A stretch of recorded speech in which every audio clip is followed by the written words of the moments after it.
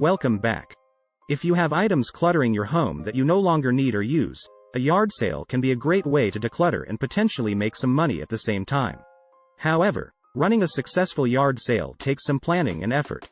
In this tutorial, we will provide you with a step-by-step guide on how to run a successful and profitable yard sale. From planning ahead to pricing items, we will give you tips and strategies to make your yard sale a success. So, come on, let's get started. First, you will want to pick a date and time. Try to avoid holidays and don't forget to check the weather. Plan ahead. Choose a date and time for your yard sale that's convenient for shoppers, typically on a weekend. Advertise your sale through online classifieds, social media, and local bulletin boards. Gather your items. Go through your home and gather items you no longer need or use. Consider including a variety of items, such as clothing, books, furniture, and toys, to attract a wider range of buyers. Price your items fairly and competitively. Consider grouping items together, such as books or toys, and offering discounts for bulk purchases.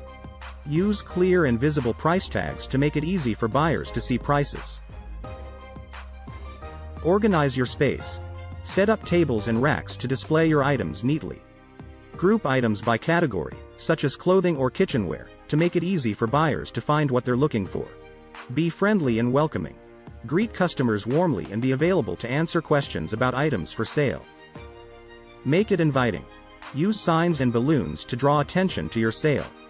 Play music and offer refreshments to make the experience enjoyable for shoppers. Have change available. Make sure to have plenty of small bills and coins on hand to make change for buyers.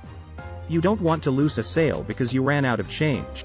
By following these steps, you can run a fun, successful yard sale and potentially make some money while decluttering your home. Good luck. Thanks for watching. Hope we earned your subscription to our channel. Come back often for more helpful hacks from DIY Network. If you have any hacks to add, leave them in the comments. We would love to hear from you.